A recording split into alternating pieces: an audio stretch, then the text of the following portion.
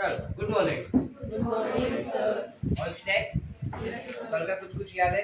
Yes sir. Revise किया? Yes sir. सबने? Yes sir. पक्का? Yes sir. Who discovered cell? Robert In the year? 1665 And who discovered living cell? and In the year? 1674 1674। वाह, ये year तुम्हें दिया नहीं था। 1600. 1674 is also correct. 1600 is also correct. Who discovered nucleus? Robert Who gave us cell theory? Brown. Sladen and Schwann. who was botanist? Sladen or Schwann? Yes. And who was zoologist? Schwann. पक्का? Yes. 100%. Yes. Germany से कौन आया था? Yes. क्यों? क्या बताया था उसने? Plants are composed of Cells. और श्वान ने क्या बताया? All animals and plants are composed of Cells. और एक चीज श्वान ने बताया, कौन सा चीज था वो? Plant has a unique character which is cell wall, whereas animal cells do not have Cell wall. short. Yes. इसके बाद हम काफी सारी दूसरी चीजें भी देखे थे, which was what? Cell theory में हमने काफी कंटेंट देखा and we spoke about a term called as totipotency. What was totipotency? Ability of cell to develop into whole new organism. Totipotency is basically nothing but a property of a cell to develop into whole new organism. ठीक है? And we had an example. Zygote being the example. Tanvi ATP वापरो. अपने body के अंदर ATP नहीं रखना है, वापरना है. Good morning. आवाज. Correct. And we also spoke that there are two types of cells, which are prokaryotic cells and eukaryotic cells. Prokaryotic cells are what? Prokaryotes are correct. So when we talk about prokaryotic cell today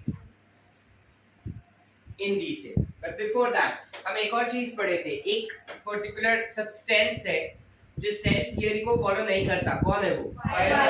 Why is virus not following the theory of cell? Very good. It shows both the characters of living as well as non-living. and that's why you cannot distinguish whether a virus should be classified as living or it should be classified as non-living. So rather it is in the borderline of living and Non-living. and thus you classify viruses to be as you call it as. There was one more scientist who said that organisms are responsible for developing cells from the pre-existing cell. In the year 1885. Very good. Purnima, you guys like it?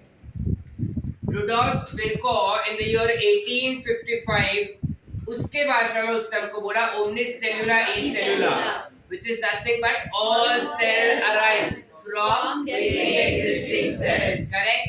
Yes. Any doubts so far?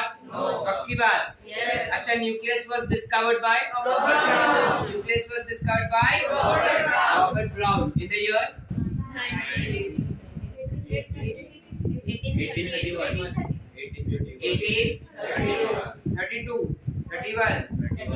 1881. I gave 31 yesterday. It is 1881.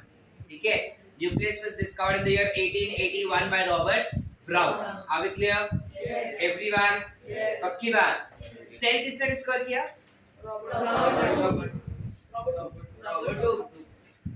नींद में क्या अभी तक? Cell किसने discover किया? In the year 1665. Aditya, how did we got to know that cell was discovered by Robert Hooke? He took a cork tissue and he observed it under the microscope and he saw like compartments, empty compartments and he named them cells. Perfect. But then how did you get to know this thing? तुझे कैसे पता कि ऐसे ही हुआ है? अभी हमें तो सर आपने बोला था.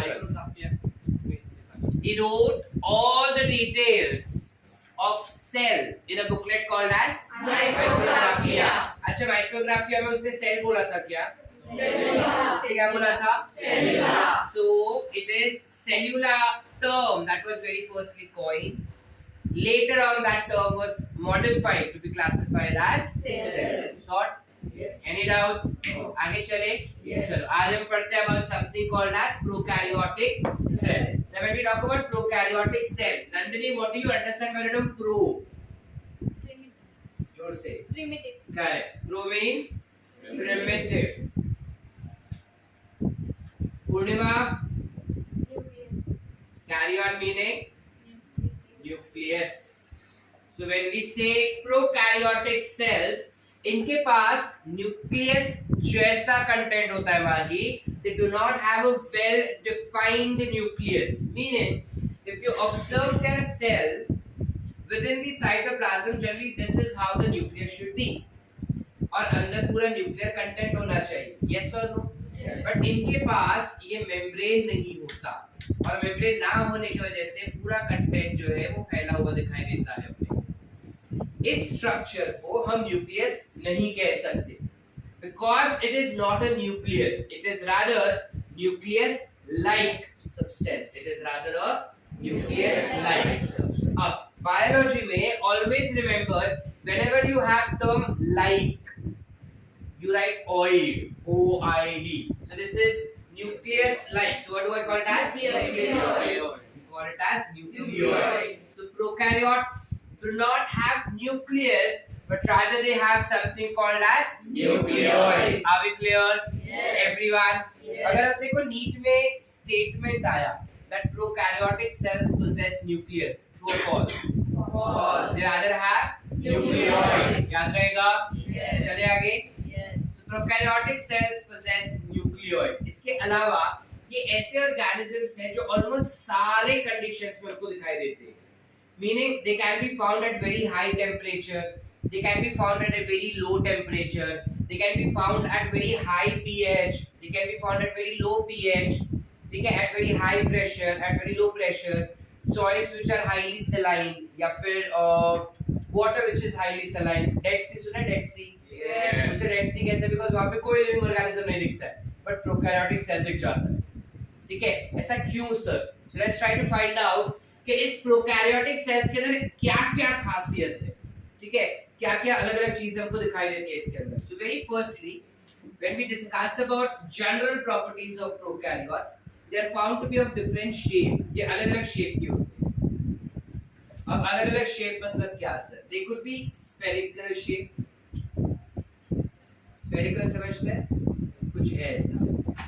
ये zoomed version है. अगर माइक्रोस्कोप पे देखोगे ना तो ऐसे दिखाई देता है.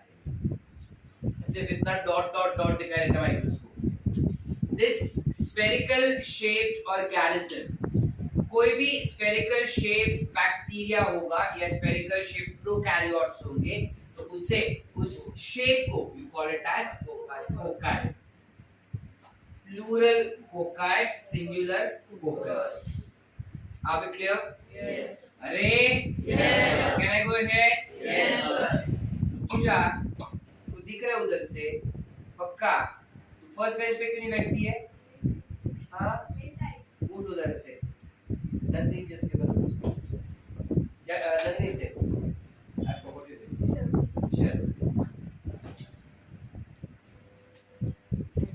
बंद करो मेरे तरफ. आप ले लो मेरे को.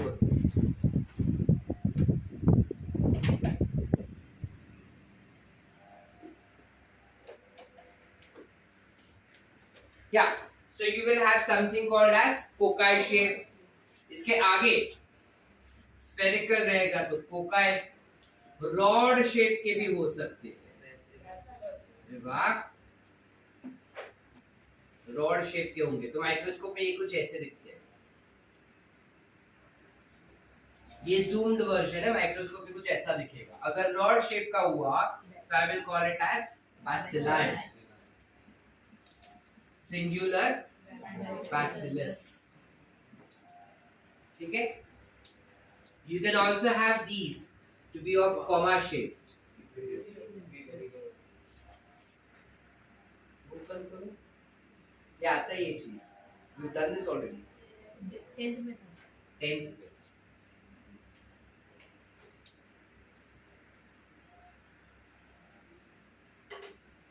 कुछ इस तरह से कॉमा शेप के होते हैं, माइक्रोस्कोप में ऐसे ही दिखते हैं, ठीक है। And these are nothing but vibrio, plural vibrios, singular vibrio, ठीक है। They can also be spiral shape, spring shape के हो सकते हैं।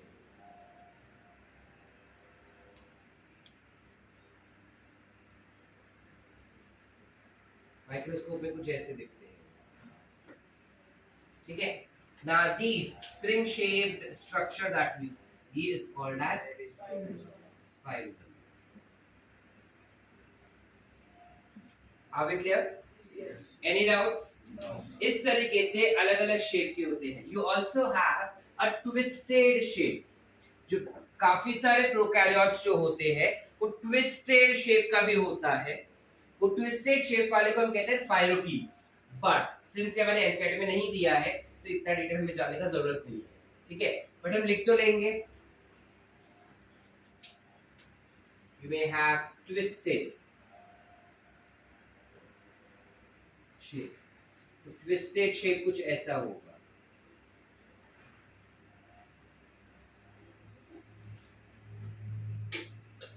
Somewhat like this. The cells will be twisted. ठीक है, and such type of twisted cells are classified to be as spirochetes. Are we clear?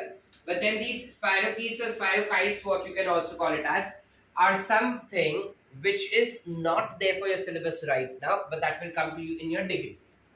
ठीक है, medical में जब जाएंगे तब इसके बारे में बहुत ज्यादा डिटेल में पढ़ेंगे। फिलहाल हम ज्यादा इंटरेस्टेड है इन दोनों ऑर्गेनिजम्स में, which is cocci and bacilli, ठीक है।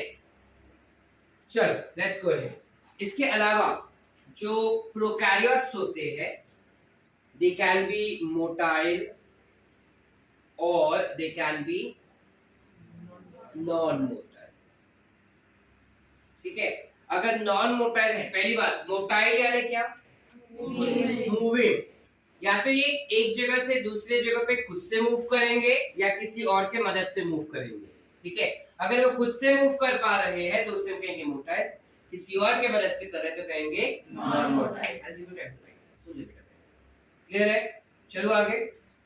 सो अगर मोटाइल है, जनरली हम काफी सारे अलग अलग लोकोमोटरी ऑर्गन्स पढ़ चुके हैं, ठीक है, बचपन से लेके अब तक। लाइक यू हैव सीलिया, करेक्ट, सीलिया असतं, फ्लॅजिला असतं, सुडोपोडिया असतं, पॅरापोडिया असतं। खूप वेगवेगळे प्रकाराचे मोटाइल ऑर्गन्स आपण बघितले, पण त्या वेगवेगळे प्रकाराचे मोटाइल ऑर्गन्स ह्याच्याकडे नसते।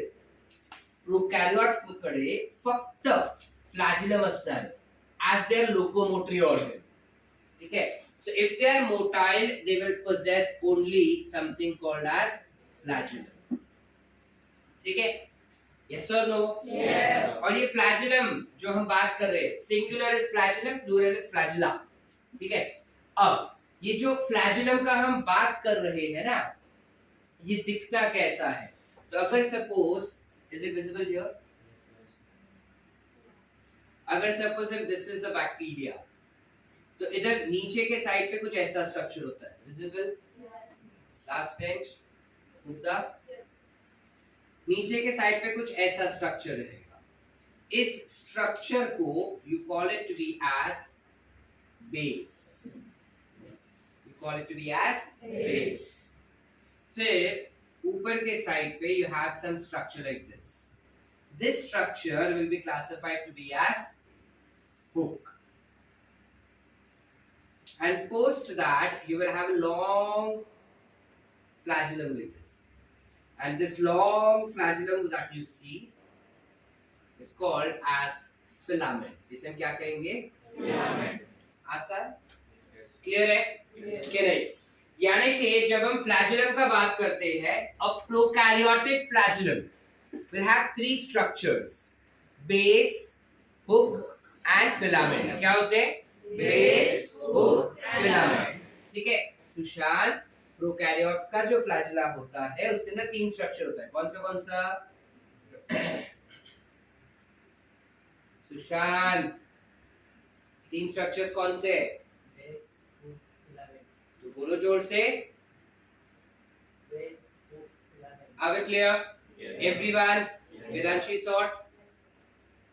What's your name बेटा? श्रुतिका. क्लियर है? पक्की बात. चलो आगे. पूर्वा. कळतंय डोसक्यात शिरते आपल्याला. चलो आगे. इसके अलावा जो प्रोकैरियोट्स है, can I write here? Prokaryotes can be autotroph or they could be heterotroph. Parth, what do you mean by autotroph and heterotroph? Autotroph means they produce their own food and heterotroph means they are dependent on Absolutely. Auto यानी खुद से काम करना. Troph is basically nutrition. So when you say autotroph, वो खुद का nutrient खुद बना सकता है. When you say heterotroph, वो खुद का nutrients खुद बना नहीं सकता. Hetero means different. तो किसी और के पास से उसका nutrients derive करेगा. म्हणजे तो किसी और के पास से nutrients लेगा. ठीक है? So they could be autotroph as well as they could be heterotroph. Their body can be filamentous or could be non-filamentous. इनका जो बॉडी होता है वो फिलामेंटस हो सकता है. फिलामेंटस यानी कि क्या? It could be thread like, ऐसा कुछ. इट कुड बी फिलामेंटस या फिर नॉन फिलामेंटस. नॉन फिलामेंटस होगा तो वो कॉलोनीज होगा. कॉलोनी यानी झुंड में ग्रो होना. ठीक है, चले आगे. They have some special structure in their body which is called as villi and fimbriae. दो स्पेशल स्ट्रक्चर होता है उनके पास. जो हेयर लाइक स्ट्रक्चर होता है उसे हम कहते हैं पिलाई और फिम्ब्रे. एक एक करके देखते हैं कि इसका क्या स्ट्रक्चर और क्या काम है. तो जब हम बात करते हैं पिलाई का, तो पिलाई में क्या होता है मंदा? एक पर्टिकुलर बैक्टीरिया है. उस बैक्टीरिया के पास एक छोटा सा हेयर लाइक एक्सटेंशन है, कुछ ऐसा. इस हेयर लाइक एक्सटेंशन को आई विल क्लासिफाई एज पिलाई. ठीक है, और इसके पास डीएनए भी होगा अंदर. अब क्या होता है, जिस बैक्टीरिया के पास पिलाई होगा ना, वो दूसरे बैक्टीरिया को अट्रैक्ट करता है जिसके पास पिलाई नहीं है. अंडरस्टूड? जिस बैक्टीरिया के पास पिलाई होगा या जिस प्रोकैरियोटिक सेल के पास पिलाई होगा, वो दूसरे प्रोकैरियोटिक सेल जिसके पास पिलाई नहीं है उसको अट्रैक्ट कर रहा है. जब वो उसको अट्रैक्ट करता है, वो उसके साथ अटैच हो जाता है. It gets attached. Now when it is getting attached, this villi will be responsible for forming a bridge-like structure. Can we see this? Yes. It will form a bridge-like structure. और bridge-like structure develop करने के बाद ये जो DNA है वो धीरे धीरे करके इस सेल से चला जाएगा इस सेल के पास. आप क्लियर? जब पूरा डीएनए इस सेल से इस सेल के पास चला जाएगा, तो अब ये वाला सेल, नया वाला सेल जिसके पास पिलाई नहीं था, उसके पास भी पिलाई आएगा. आप क्लियर कि नहीं समझा? I repeat. क्या हुआ? एक सेल था जिसके पास पिलाई था, दूसरा सेल जिसके पास पिलाई नहीं था. अब जिस सेल के पास पिलाई था, उस सेल ने बिना पिलाई वाले सेल को अट्रैक्ट किया और अट्रैक्ट करके पिलाई के हेल्प से एक ब्रिज बनाया. इस ब्रिज के द्वारा इससे इसका डीएनए जो है उसको दे दिया. ठीक है, अब ओंकार मेरे को पूछ रहा है कि सर उसने डीएनए दे दिया तो ये तो बिना डीएनए के हो गया. ऐसे कैसे हुआ सर? ऐसा नहीं होता. जब ये डीएनए इसको दे रहा है तो इसने ऑलरेडी एक और कॉपी बना के रखा होता है. समझा कि नहीं समझा? Yes. अगर हम एग्जाम देने जा रहे हैं और बाजू वाला पेन मांग रहा है, जब हमारे पास ही एक पेन है तो बाजू वाले को कुछ देंगे क्या? हमारे पास दो कॉपी रहेगा तभी तो हम देंगे. यहाँ पे भी सेम चीज है. इसके पास दो डीएनए ऑलरेडी रहता है. The another copy of DNA has already been made and then it is passed to the next one. Understood? Yes. एक कॉपी तो पहिलेच बनवून ठेवतो आणि त्यानंतर तो दुसऱ्याला त्याचं डीएनए देणार आहे. कळलं काय? एवरीवन? Yes. चालू पुढे. Yes. चलो. Now, जब ये इसके अंदर गया तो इसने भी पिलाई बना दिया. इस टाइप के फेनोमेनन को you call it to be as sexual reproduction. You call it as sexual reproduction. Doctor Maitre मला विचारताय सर इकडे सेक्शुअल रिप्रोडक्शन कसं झालं, नवीन सेल तर बनला नाही. रिप्रोडक्शन म्हणजे काय, new cells to be form है ना. यहाँ पे तो कोई नया सेल बना ही नहीं सर, तो आप रिप्रोडक्शन कैसे बोल रहे हो इसको.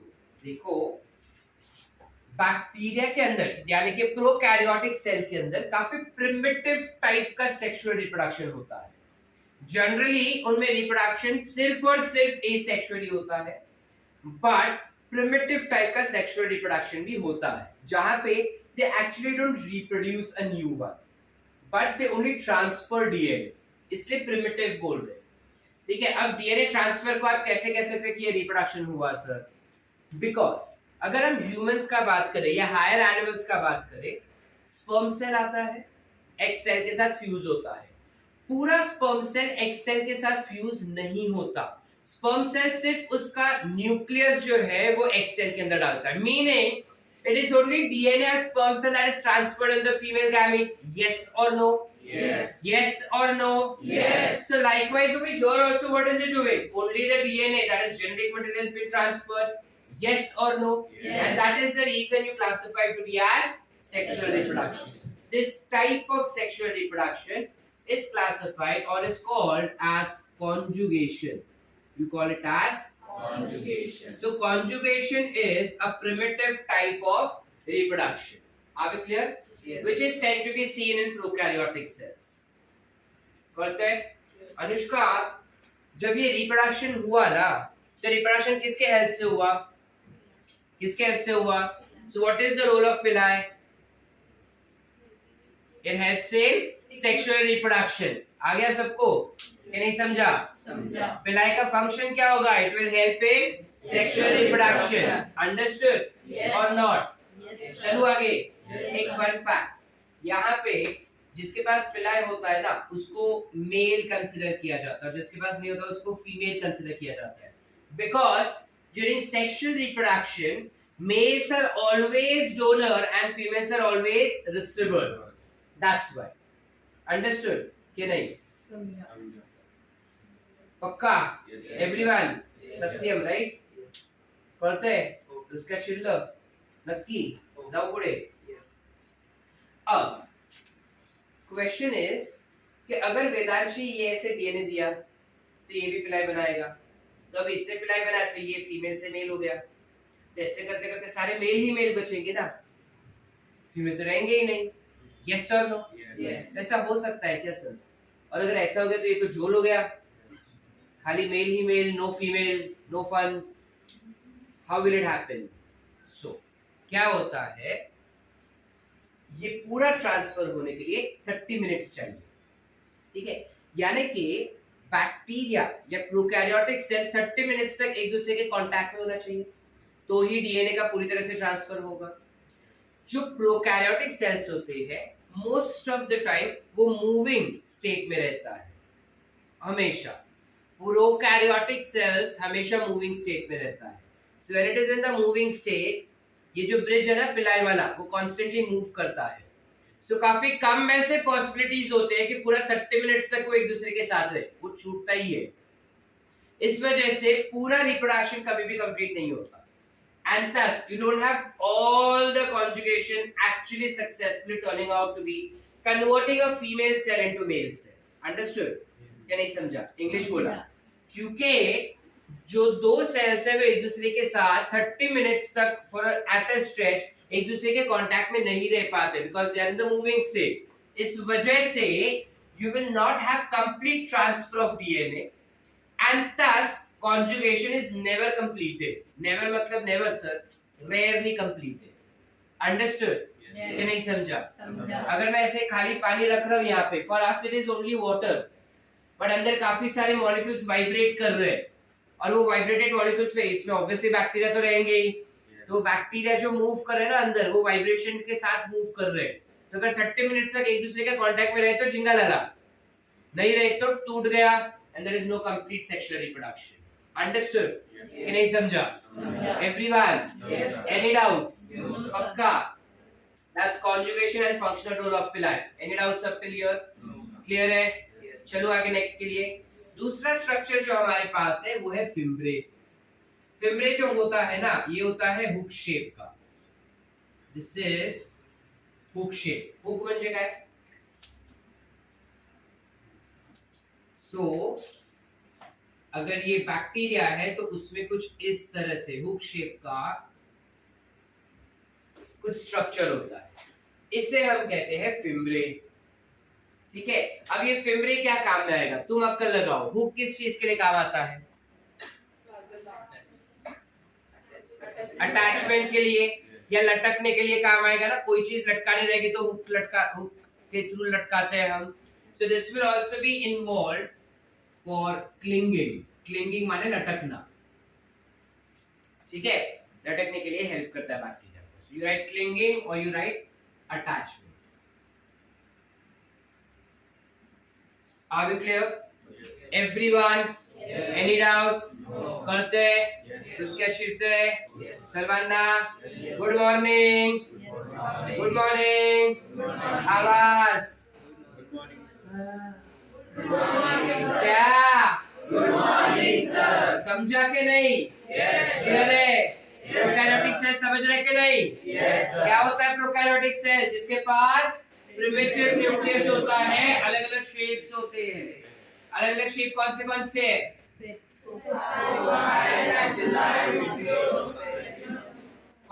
से? कोकाई, बैसिलस, विब्रियो और स्पिरुलिनम। स्पाइरोकीट फिलहाल हम स्टार मार्क करके रखते हैं, जो हम हमारे नोट्स में लिखेंगे, बट इसके बारे में बात हम करेंगे नहीं। क्यों कंफ्यूज करें जब नीट में आने नहीं वाला इसके बारे में। चले आगे। ये मोटाइल हो सकते हैं या फिर ये नॉन मोटाइल हो सकते हैं। अगर मोटाइल हुए तो किसके मदद से? इसके पास सीले होता है क्या? नहीं। होता है क्या? नहीं। इसके पास सूडोपोडिया होता है क्या श्रुति? पक्का? इसके पास सूडोपोडिया होता है? सीले होता है? पैरापोडिया होता है? तो क्या होता है? इसके पास? इसके पास सिर्फ फ्लैजिलम होगा। और ये जो फ्लैजिलम है उसके क्या क्या पार्ट्स है? बेस होगा। और ये पूरा स्ट्रक्चर एक ही प्रोटीन से बनता है। इस प्रोटीन का नाम है फ्लैजिलिन। सिर्फ एक ही प्रोटीन से बनता है और इस प्रोटीन का नाम है फ्लैजिलिन। ये हमको नीट पे आएगा क्या सर? देखो नीट पे ये चीज आने वाली नहीं है, लेकिन हमको स्टेटमेंट्स में पूछते हैं। प्रोकैरियोटिक और यूकैरियोटिक फ्लैजिला जो होता है वो अलग अलग केमिकल से बनता है। अब बच्चों को ये चीज पता नहीं होती, और अगर स्टेटमेंट आएगा prokaryote and eukaryotic flagella are composed of same chemical, तो हमें तो पता नहीं है। फ्लैजिला फ्लैजिला होता है तो हम तो ट्रू मार्क करके आ जाएंगे। अब हम ट्रू मार्क करेंगे क्या? फ्लैजिला किससे बनता है? फ्लैजिलिन से। समझा? Any doubts? पक्का? जाग रहे सब? चलो आगे। फिर हमने बोला कि वो ऑटोट्रोफ हो सकता है या हेटेरोट्रोफ हो सकता है, वो फिलामेंटस हो सकता है या नॉन फिलामेंटस हो सकता है। एंड वी आल्सो सेड कि उसके पास पिलाई और फिम्ब्रे जैसे भी स्ट्रक्चर होते हैं। Pili and fimbriae are involved in locomotion. Correct? Yes. चला खाओगे। दे आर यूज्ड इन किसमें? They are not involved in locomotion at all. ठीक है, ये स्टेटमेंट नीट में आ चुका है। स्टेटमेंट वाले क्वेश्चंस आते हैं ना, उसमें ये क्वेश्चन आ चुका है कि pili and fimbriae are involved in locomotion. तुमको क्या मार्क करना था उसको? It's an incorrect statement, it's a false statement. Pili and fimbriae are not involved in locomotion. Pili is involved in sexual reproduction, whereas fimbre is involved in clinging या फिर attachment। आसान? Hook shape के structure को क्या कहेंगे? क्या कहेंगे? Clear है? हेयर लाइक स्ट्रक्चर को क्या कहेंगे? दूसरा हेयर लाइक स्ट्रक्चर क्या है? आसान? चले आगे। चल आगे। जब हम एक्चुअल स्ट्रक्चर देखते हैं ना, प्रोकैरियोटिक स्ट्रक्चर बैक्टीरिया का, प्रोकैरियोट बैक्टीरिया ही होते हैं। ठीक है, तो जब हम बैक्टीरिया का स्ट्रक्चर देखते हैं तो बैक्टीरिया के पास अलग अलग टाइप के सेल ऑर्गेनल्स होंगे। So when you talk about different cell organelles, cell organelles क्या होते हैं? सेल के अंदर अलग अलग टाइप के स्ट्रक्चर्स जो दिखाई देते हैं हमको, जो काम करते हैं और उस वजह से सेल काम कर पा रहा है उसे हम कहते हैं सेल ऑर्गेनल्स। ठीक है, तो अलग अलग सेल ऑर्गेनल्स होते हैं जिसमें से सबसे पहला सेल ऑर्गेनल जो हम पढ़ रहे हैं दैट इज सेल एनवेलप। बोलता सेल एनवेलप। आता है सेल एनवेलप काय असतं सर? सेल एनवेलप 3 वेगवेगळे स्ट्रक्चरला एकत्र आपण म्हणतात। तर 3 वेगवेगळे स्ट्रक्चर कोणते हैं? सर्वप्रथम सबसे बाहर वाला जो स्ट्रक्चर है उसे हम कहते हैं ग्लाइकोकैलिक्स। क्या कहते हैं? ग्लाइकोकैलिक्स। क्या कहेंगे? ग्लाइकोकैलिक्स। फिर जो स्ट्रक्चर आता है उसे हम कहते हैं सेल वॉल, और फिर जो स्ट्रक्चर आएगा उसे हम कहेंगे cell membrane. Are we clear? Everyone? जाऊ पुढे। आता हे तिघही स्ट्रक्चरला टुगेदर आपण काय म्हणणार आहे? म्हणजे जर हा एक सेल आहे आपल्याकडे, हा सेल आहे, आता जर सेल मेम्ब्रेन झालं, सेल मेम्ब्रेन सर्वात सबसे अंदर रहेगा। तो जब सेल मेम्ब्रेन का बात करते हैं सबसे अंदर है, इसके बाहर एक स्ट्रक्चर होगा कुछ ऐसा। Can you see that structure? याला आपण काय म्हणणार आहे? काय म्हणतात? Cell wall. आणि त्याच्या बाहेर आणखी एक स्ट्रक्चर असणार आहे, त्याला काय म्हणतात? त्याला काय म्हणतात? ग्लाइकोकॅलिक्स। कळतंय सगळ्यांना? आता सेल वॉल, सेल मेम्ब्रेन लहानपणापासून आपण शिकतोच आहे, तर त्याच्यात काही नवीन नाही। तर नवीन काय बघायचं आपल्याला? Let's see what is glycocalyx. Glycocalyx,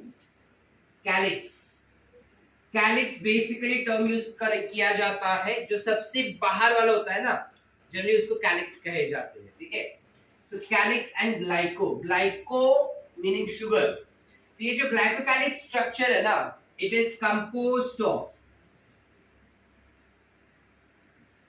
polysaccharide. Polysaccharide काय असतात? What is polysaccharide? पॉली म्हणजे many, सैकेराइड मतलब sugar, so polysaccharide, many sugar, meaning this is basically a complex sugar। आगे क्लियर? कॉम्प्लेक्स शुगर से बनता है ये। स्टार्च सुना है हमने? It's a polysaccharide. सेल्यूलोज सुना है हमने? It's a polysaccharide. काइटिन सुना है हमने? It's a polysaccharide. ग्लाइकोजन सुना हमने? पॉलीसैकेराइड। ये सारे पॉलीसैकेराइड्स कहे जाते हैं बिकॉज ये मल्टीपल छोटे छोटे शुगर यूनिट से बनता है। अब क्लियर? तो कोई भी पॉलीसैकेराइड हो सकता है। कौन सा पॉलीसैकेराइड है वो इस वक्त हम डिस्कस नहीं कर रहे, ठीक है, वो जानना हमारे लिए जरूरत नहीं है। पॉलीसैकेराइड का पूरा सबसे बाहर वाला जो बैक्टीरिया का लेयर रहता है ना, सबसे बाहर वाला, वो एक शुगर से बनता है। अगर ये शुगर का लेयर थिक हुआ, if this layer is thick, then I call it as capsule। You call it as capsule। ठीक है? If it is thick, then I will call it as capsule। But if the layer is thin, then I will call it as slime। You call it as slime। Are we clear? जाइए पुढे। अब ये capsule और slime कैसे help करता है bacteria को, क्या फंक्शन है इसका? तो जब हम कैप्सूल का बात करते हैं ना, क्योंकि वो बहुत ही ज्यादा थिक होता है, ये बैक्टीरिया को it will protect the prokaryotic cell from host immune response. ठीक है ना? How does it do that? अब इमेजिन करो कि ये वो सेल है, ठीक है, हमारे ब्लड के अंदर कुछ WBC जैसे होता है, जो कोई भी फॉरेन सब्सटेंस आएगा उसको खाने का कोशिश करता है। यस और नो? तब जैसे ही ये बॉडी के अंदर आया, अगर इस बैक्टीरिया के पास हार्ड कवरिंग है, हार्ड कवरिंग म्हणजे काय? म्हणजे काय? कैप्सूल। कैप्सूल किससे बना हुआ है? क्या होता है? आसान? अच्छा, तो अगर ये बॉडी के अंदर आया तो मेरे बॉडी के अंदर के WBC इसको खाएंगे ना? यस और नो? ऐसा खाने का कोशिश कर रहे हैं। अब जब इसको खा रहे हैं ना, तो इसको तोड़ना चाहते हैं, बट ये टूटेगा नहीं। क्यों? हार्ड कवरिंग है ना, कैप्सूल है उसके पास, तो टूटेगा नहीं। और जब ये टूट ही नहीं पा रहा है तो मेरा जो इम्यून रिस्पॉन्स है वो किसी काम का हुआ क्या? बैक्टीरिया तो बच गया, तो ये बैक्टीरिया को प्रोटेक्ट करने के लिए हेल्प करता है। समझा कि नहीं समझा? पक्की बात। अब जैसे अगर बाहर से बारिश आ रहा है तो हमने वहां पे दीवार लगाया हुआ है ना, वो दीवार बारिश को अंदर आने देगा क्या? That's because it is very hard in nature. Yes or no? Yes. क्योंकि वो इतना हार्ड है इसलिए बारिश अंदर नहीं आ रहा और इस वजह से हम प्रोटेक्टेड है। वैसे ही बैक्टीरिया भी उसके आसपास एक थिक वॉल बना देता है जिसे हम कहते हैं कैप्सूल, और उस कैप्सूल की वजह से बैक्टीरिया जो है गेट्स प्रोटेक्टेड। किस चीज से? हमारे इम्यून रिस्पॉन्स से। इम्यून रिस्पॉन्स यानी इम्यूनिटी सिस्टम का। कहते हैं एवरीवन? श्रुति वहिनी करते हैं? पक्का? जाग रही है? बीमार है? फिर आवाज किधर है तुम्हारा? समझा? Capsule clear? स्लाइम पे चले। स्लाइम का मतलब क्या होता है? स्लाइमी यानी चिकट स्लिपरी। ये स्लाइम जो होता है ना वो स्लिपरी ही होता है, और वो स्लिपरी होने के वजह से this will also be protecting cell from host immune response. IR is immune response, जगह नहीं है मेरे पास इसलिए IR लिख रहा हूँ। तुम इंफ्रारेड नहीं समझना, तुम पूरा लिखना इम्यून रिस्पॉन्स। आगे क्लियर? चलो आगे। इसके अलावा एक और रोल होता है। अब क्या होता है? लेट्स से वेदांशी ना, वो बाहर पानीपुरी वाला है ना, रोड पे रात को खड़े रहता है, पानीपुरी वाला भेलपुरी वाला, सुना है? देखा है? वो उधर पानीपुरी खाने गई, अब अकेली नहीं गई, वो अपने 6-7 फ्रेंड्स को लेके गई उधर, और वो बोलते कि वही भैया का पानीपुरी खाओ, मस्त बनाता है। अब उधर उसने पानीपुरी खाया। अब वो बंदे ने जो पानीपुरी बनाया वो कहाँ पे छू के बनाया वो उसे ही पता है, ठीक है? अब वो पानीपुरी खाया, खाने के बाद घर पे गए, अब बाकी सब तंदुरुस्त, लेकिन वेदांशी को लूज मोशंस हो गए वो पानीपुरी खा के। अब खाया तो सबने था, तो बैक्टीरिया तो सबके बॉडी में गए रहेंगे, यस और नो? लेकिन सबके बॉडी में बैक्टीरिया इन्फेक्शन कॉज किया क्या? सिर्फ उसके बॉडी में किया। ऐसा क्यों सर? 2 रीजंस। एक, उसका इम्यून सिस्टम वीक हो सकता है, या फिर दूसरा रीजन कि बाकी लोगों के बॉडी में वो बैक्टीरिया जो है वो चिपक नहीं पाए। क्या होता है कि बैक्टीरिया जब हम खा जाते हैं फॉर सम रीजन, अगर बैक्टीरिया हमारे बॉडी में गया तो हमारे इंटेस्टाइन में जाके चिपक जाता है। जब वो इंटेस्टाइन में जाके चिपकेगा ना, उसके बाद वो एक टॉक्सिन रिलीज करता है, और वो टॉक्सिन हमें कॉज करवाता है लूज मोशन, वो टॉक्सिन हमें कॉज करवाता है फूड पॉइजनिंग, डायरिया, डिसेंट्री, ऐसे गंदे चीजें, ठीक है? लेकिन अगर वो बैक्टीरिया चिपका ही नहीं तो कुछ होगा क्या हमारे बॉडी में? तो पॉसिबली है कि वो जो 6-7 जन को लेके गई थी ना, वो 6-7 जन में से बाकी किसी के बॉडी में वो बैक्टीरिया चिपके ही नहीं, इसके बॉडी में चिपक गए। अब ये क्लियर कि नहीं समझा? अब क्वेश्चन है कि वो बैक्टीरिया को चिपकने के लिए कुछ तो चाहिए। Slime helps. स्लाइम उस बैक्टीरिया को हमारे बॉडी के वॉल्स पे चिपकने के लिए हेल्प करता है। Are we clear? Did we understand? So slime का मेन फंक्शन क्या हो गया? Adherence. Adherence is to stick या to attach, ठीक है? टर्म यूज किए हैं हम adherence. Adherence यानी चिपकना, to stick और to attach. Are we clear? Any doubts? दोनों का function clear?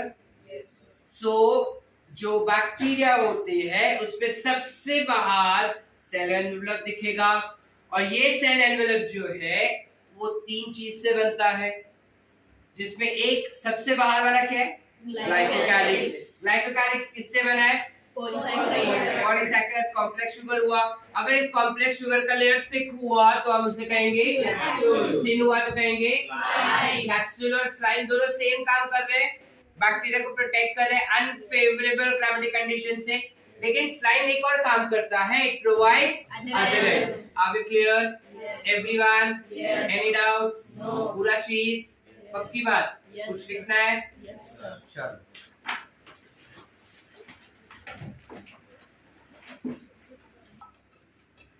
next, we've understood what glycocalyx is. We next jump off for understanding about the next thing, which is cell wall. जब हम bacteria का यानी prokaryotic cell के cell wall का बात करते हैं, इट इज कंपोज्ड ऑफ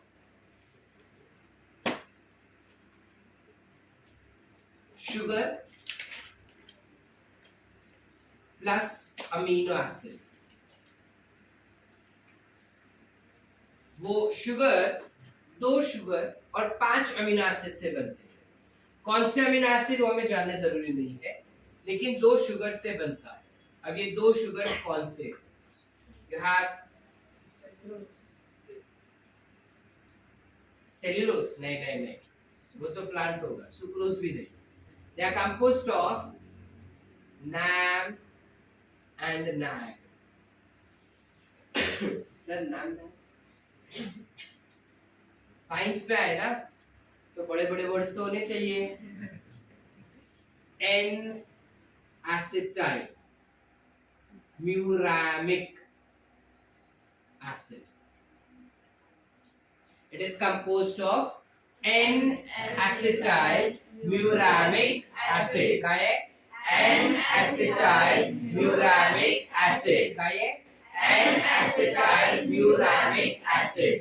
आणि NAG काय असतं? N acetyl glucosamine. N-acetyl glucosamine. N-acetyl Glucosamine. is N-acetyl. Glucosamine. N-acetyl Glucosamine. So you have NAM, NAG, NAM, NAG, NAM, NAG. ऐसे अटैच्ड होते हैं और उनके बीच में 5-5 अमीनो एसिड्स होते हैं. समझा? Meaning you will have NAM, फिर 5 अमीनो एसिड NAG, फिर 5 अमीनो एसिड NAM. वैसे ऐसे पूरा चेन बनता है उसका. ठीक है? ये दोनों को मिला के मतलब this plus this, you have a term called as peptidoglycan. So cell wall of bacteria is composed of a chemical called as peptidoglycan. It is composed of peptidoglycan. The peptidoglycan is a complex of sugar and amino acid. Sugar 2 प्रकाराचे असणार आहे, NAM आणि NAG. कळतंय की नाही कळलं? So when there's a statement that a bacterial cell wall is composed of dash, क्या लिखेंगे? A bacterial cell wall is composed of Peptidoglycan. a bacterial cell wall is composed of Peptidoglycan. which is basically nothing but a complex of sugar and amino acids. Which sugars are present? You may have NAD and NAD. Are we clear? Yes. Did you understand? Yes. कि नहीं समझा? अब इसके basis पे ना एक scientist था जिसका नाम है क्रिस्टियन ग्राम. अब ये जो साइंटिस्ट है ना क्रिस्टियन ग्राम, ये उसका एक्सपेरिमेंट परफॉर्म करा. तो वो ना बैक्टीरिया को देखना चाहता था, तो उसने बैक्टीरिया को स्टेन किया. कैसे स्टेन किया? चलो प्रोसीजर देखते हैं. प्रोसीजर है नहीं, बता रहा हूं. प्रोसीजर देखते कि कैसे स्टेन किया. पहले उसने बैक्टीरिया लिया, ऑब्वियसली उस बैक्टीरिया को उसने स्लाइड पे चिपकाया.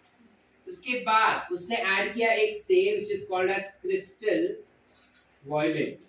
नाम से पता चलता है कि वो बैक्टीरिया को वॉयलेट ब्लू या फिर पर्पल कलर में कलर करेगा. क्रिस्टल वॉयलेट से कलर करने के बाद मतलब स्टेन डाला उसने, ये क्रिस्टल वॉयलेट. अब ये स्टेन वो बैक्टीरिया को अटैच होना चाहिए ना, तो अटैच होने के लिए उसने ऐड किया आयोडीन. आयोडीन के हेल्प से वो बैक्टीरिया को अटैच कर दिया. फिर उसने उसको वॉश कर दिया अल्कोहल से. अल्कोहल को निकालने के लिए उसने वाटर से उसको वॉश किया और बाद में उसको स्लाइड में ऑब्जर्व किया उसने. जब उसने स्लाइड में बैक्टीरिया को अब ऑब्जर्व किया तो उसने देखा कि कुछ सेल्स बैक्टीरिया के स्टेन हो गए थे, कुछ बैक्टीरिया के सेल्स जो थे वो स्टेन नहीं हुए थे। अब वो शॉक पे गया कि ऐसा क्यों हुआ कि कुछ सेल्स स्टेन हुए कुछ सेल्स नहीं हुए, व्हाई इज दिस हैपनिंग। उसको लगा उसने कुछ गलती किया, उसने फिर से ट्राई किया, फिर एक बार ट्राई किया, फिर एक बार ट्राई किया, लेकिन हर बार सेम रिजल्ट। कुछ बैक्टीरिया स्टेन हो रहे थे कुछ नहीं हो रहे थे, कुछ हो रहे थे कुछ नहीं हो रहे थे। बोला कुछ तो गड़बड़ है। अब कुछ तो गड़बड़ है में उसने जब स्टडी किया तब उसको रियलाइज हुआ कि कुछ बैक्टीरिया के पास कैपेबिलिटी होता है कि वो स्टेन को पकड़ लेता है, कुछ बैक्टीरिया के पास वो कैपेबिलिटी नहीं होता कि वो स्टेन को पकड़े। अब ये कैपेबिलिटी उसके सेल वॉल पे डिपेंड करता है। अंडरस्टूड?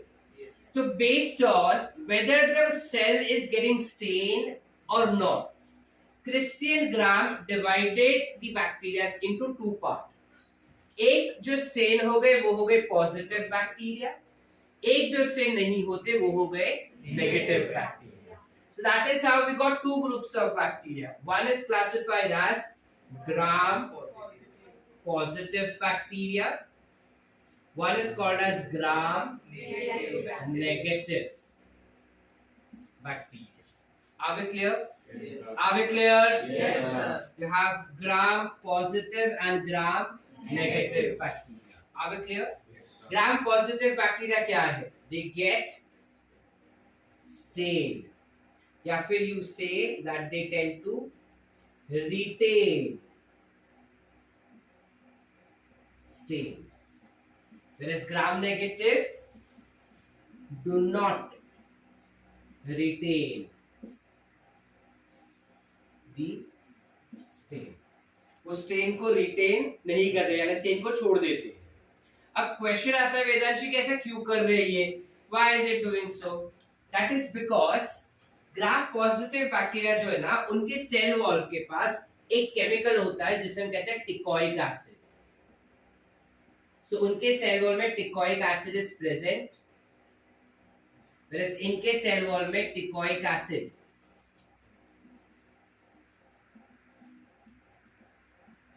Is absent. क्योंकि इनके पास टिकोइक एसिड नहीं होता, इस वजह से ये स्टेन को पकड़ नहीं पाते ढंग से, और जैसे ही अल्कोहल वॉश होता है वो स्टेन को छोड़ देते हैं। और क्योंकि इनके पास टिकोइक एसिड होता है इसलिए अल्कोहल वॉश हो या वाटर वॉश हो वो स्टेन को छोड़ नहीं पाते। Are we clear? अंडरस्टूड? चलिए आगे। इसके अलावा जो ग्राम पॉजिटिव बैक्टीरिया है उनके सेल वॉल के पास there is thin lipopolysaccharide which is LPS, जबकि यहाँ पे they have thick lipopolysaccharides. Now term को स्प्लिट करो। लिपो माने हाँ जोर से, लिपो यानी लिपिड्स, पॉली यानी मैनी, सैकराइड माने शुगर। तो ये क्या कॉम्प्लेक्स है? Complex sugar is getting combined with lipid. अब lipid is water hating, but alcohol तो पसंद है, अल्कोहल में लिपिड डिसॉल्व हो जाएगा, it's an organic solvent. Scenario क्या होता है? I will give you an example first और फिर इधर जाता हूं। इसके पास थिन लिपोपॉलीसैकेराइड का लेयर होता है सेल वॉल के नीचे, इसके सेल वॉल के नीचे काफी जाड़ा लिपोपॉलीसैकेराइड का लेयर होता है। अब इस वजह से क्या हो रहा है, पहले तो इसके पास टिकोइक एसिड नहीं था इसलिए स्टेन छोड़ दिया, और दूसरा जाड़ा लेयर की वजह से भी वो स्टेन छोड़ रहा है। कैसे सर? देखो, स्टेन डाला, सारे बैक्टीरिया स्टेन हो गए, ठीक है। फिर अल्कोहल से वॉश किया। अब जब अल्कोहल से वॉश कर रहे हैं तो लिपिड्स जो है वो अल्कोहल में डिसॉल्व हो जाएगा और डिसॉल्व होकर अल्कोहल के साथ निकलेगा। यस और नो? इसमें लिपिड कम है, इसमें ज्यादा है। कम लिपिड होने की वजह से ये ज्यादा स्टेन लेके नहीं जाता, इसके पास ज्यादा लिपिड होने की वजह से वो पूरा स्टेन को भी साथ में लेके जा सकता है। सर क्या लॉजिक बना? देखो, मैंने कपड़े रखे हैं, ठीक है, घड़ी पर आपण कपड़े ठेवले, आता जैसे सब जिसका सबसे ज्यादा या सबसे बड़ा घड़ी रहेगा अगर वो कपड़ा मैं ऐसे निकाल रहा हूँ तो धाड़ करके पूरा स्टॉल नीचे आएगा ना, यस और नो? Yes. लेकिन अगर पतला घड़ी देकर उसको पतले से निकाला तो पूरा नीचे आएगा क्या? नहीं। सेम चीज कि अगर ये सेल है और उसके अंदर बहुत थिक लेयर है ऑफ लिपोपॉलीसैकेराइड और अंदर स्टेन था, तो जब ये लिपोपॉलीसैकेराइड निकल रहा है तो अंदर का स्टेन भी साथ में लेके निकलता है। अंडरस्टूड कि नहीं? समझ रहा है? समझा। समझा है कि नहीं? समझा। मंदार, पक्का, समृद्धि, राज, हर्ष, समझा? चलो आगे। और इसके पास काफी पतला लिपोपॉलीसैकेराइड लेयर है ना, तो पतला लिपोपॉलीसैकेराइड लेयर होने की वजह से वो ज्यादा स्टेन को उखाड़ के नहीं लेके जाता। आगे क्लियर कि नहीं? समझा? जैसे अगर झाड़ का रूट्स सॉइल के अंदर गया है, अगर वो कम गया रहेगा और मैं उखाड़ रहा हूं तो वो ज्यादा सॉइल को नहीं लेके बाहर निकलेगा, लेकिन वो जितना ज्यादा रूट्स रहेगा वो सॉइल को उतना ज्यादा लेके बाहर निकलेगा ना। सेम चीज यहाँ पे, क्योंकि इसके पास थिक लेयर है लिपिड का, इसलिए वो ज्यादा स्टेन बाहर निकालता है। thus that cell when observed under microscope it appears stainless, कि वो स्टेन ही नहीं हुआ। जबकि ये सेल जो है उसमें थिन लेयर होता है लिपिड का, इसलिए जब अल्कोहल वॉश होता है तो काफी पतला लेयर लेके निकल रहा है बाहर।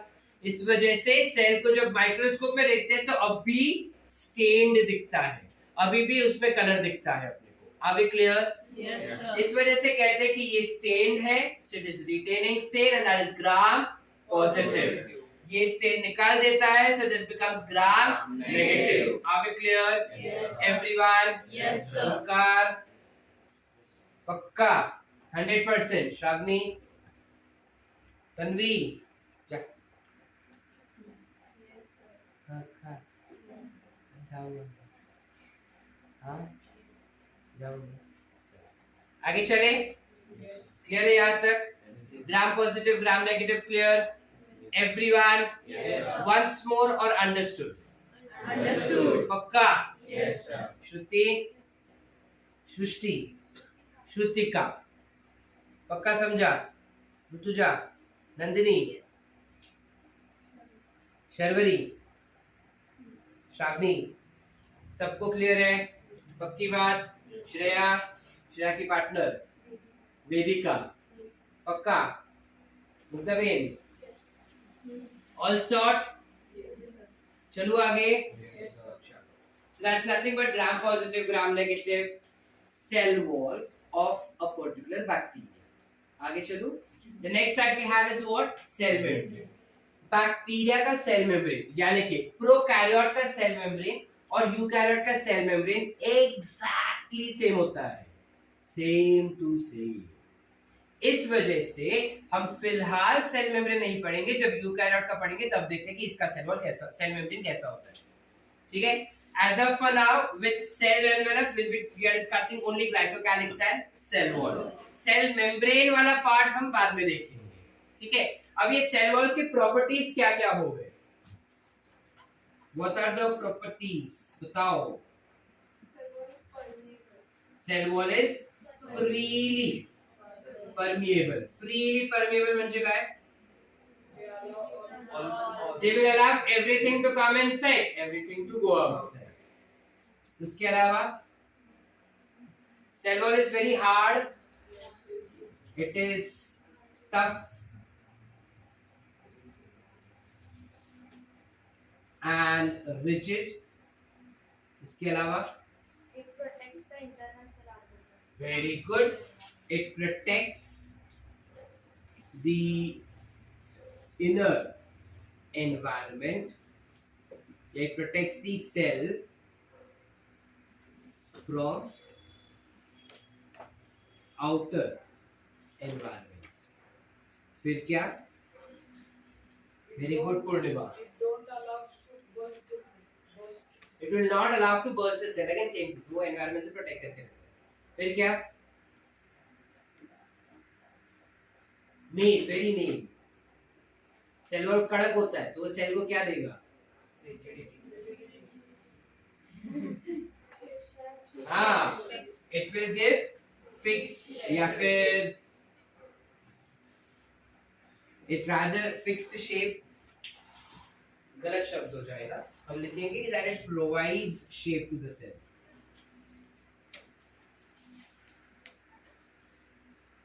It provides shape to cell. Are we clear? Yes. Any doubts? No. पक्की बात? लिखे सेल वॉल के बारे में?